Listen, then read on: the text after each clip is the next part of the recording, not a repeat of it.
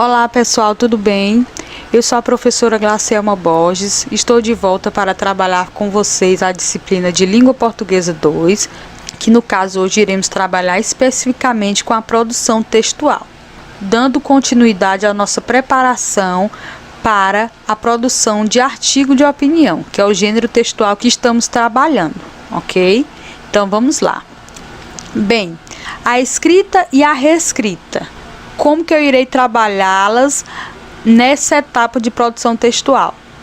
Tanto o processo de escrever um texto quanto os processos de revisá-lo, editá-lo e reescrevê-lo devem ser guiados pela representação do interlocutor, ou seja, do leitor.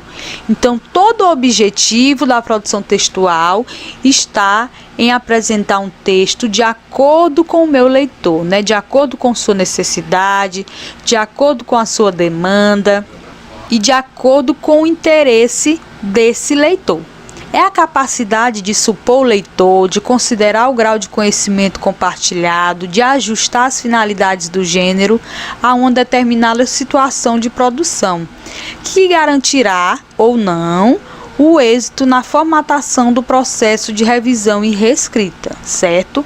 Então, tudo será de acordo com o meu leitor, tudo que eu irei produzir, certo? Então, nesse sentido aqui, eu trouxe um trecho para vocês observarem no momento da releitura, da reescrita do texto, o que deve ser melhorado, né? Algumas possíveis falhas que a pessoa que produziu esse texto cometeu, certo? Então, temos o seguinte texto original. Quando não chegava ao meu destino, pensava sobre alguns fatos passados que passava em minha cabeça, como quando cheguei no 3 ano da Genetics e como conheci meu limitador Robert. Observem aí as falhas, né? Quando eu digo quando não chegava, se eu não cheguei ao meu destino ainda, o ideal é que eu use o enquanto, né? Porque é um fato que ainda irá acontecer, ok? O quando ele dá uma ideia de tempo presente. Portanto, fica desconectado.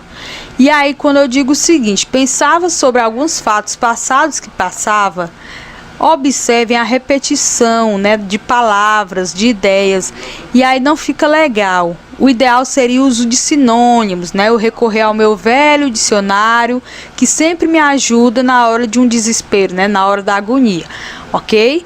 Então, sugestão, fatos passados que passavam soou estranho. Que tal relembrava de alguns momentos ou recordava de quando, né? Então, essas são algumas expressões que eu posso substituir a palavra passava para evitar essa repetição. E aí eu excluo também em minha cabeça, porque fica um texto muito pessoal, né? O ideal é que esse texto seja mais impessoal. Nesses últimos trechos, provavelmente sugere que a pessoa escreveu o texto no computador, né, no Word. Portanto, ele esqueceu de colocar aqui o símbolo de número ordinal, que é aquele ozinho aqui pequeno em cima, e escreveu de completar a palavra genética, né? Ficou aí cortado. Portanto, nós devemos reler nosso texto, não fazê-lo de forma apressada, ok? Porque tudo isso colabora para um bom texto. Rever, tentar observar o que foi que eu exagerei ou o que foi que faltou para fazer um bom texto, ok? E aí eu tenho algumas sugestões. Quanto à forma, eu tenho 6 sugestões para vocês. Primeiro, que a introdução seja muito clara, vinculada ao texto e interessante, né? Para prender o leitor logo de cara. Segundo, que cada frase seja consequência lógica da anterior, né? Não posso desconectá-las, dar continuidade ao sentido do texto. Terceiro, que não haja informações supérfluas ou reflexões desconectadas do texto, né? Esse supérfluo é informação exagerada, desnecessária, né? Só para encher o texto de tamanho. 4. Que as frases estejam corretamente ligadas por palavras certas, né? Conectá-las através de preposições, de conjunções, né? Que são os termos utilizados para conectar as orações, ok? E no caso das orações adjetivas, também eu posso utilizar pronomes relativos, né, para conectar a oração principal à oração subordinada.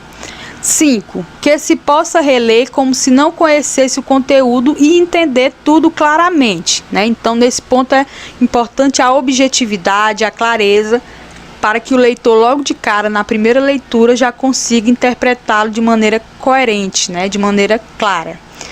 6. Que a conclusão seja significativa e amplie o conteúdo anterior, certo? A conclusão também é muito importante, resgatando as informações da introdução e reafirmando o que se disse lá na introdução. Quanto ao conteúdo, é necessário verificar, primeiro, que cada frase seja completa, sujeito, predicado e complementos necessários, né? Nada de exagerado, nada de vários adjuntos adverbiais, por exemplo. Segundo, que haja concordância e adequação nos tempos e modos verbais. Nós sabemos, né, da importância de situar o texto no tempo. 3. Que as frases sejam tão curtas quanto possível e sempre claras, né? Também não tão curtas que fique faltando informação. Isso tudo é importante. 4. Que a linguagem seja correspondente ao gênero do texto, né? No nosso caso, o artigo de opinião será uma linguagem formal para adequar ao texto, ao gênero. 5. Que a pontuação esteja correta e contribua para a clareza. E 6. Que não haja repetição de conteúdo, argumento, palavra ou expressões. Aí, novamente, relembrando a questão dos sinônimos, do estudo das palavras lá no dicionário para aumentar o vocabulário, certo? Então, essas são as dicas de produção textual na fase de releitura e reescrita, certo? Por aqui eu finalizo. Até a próxima.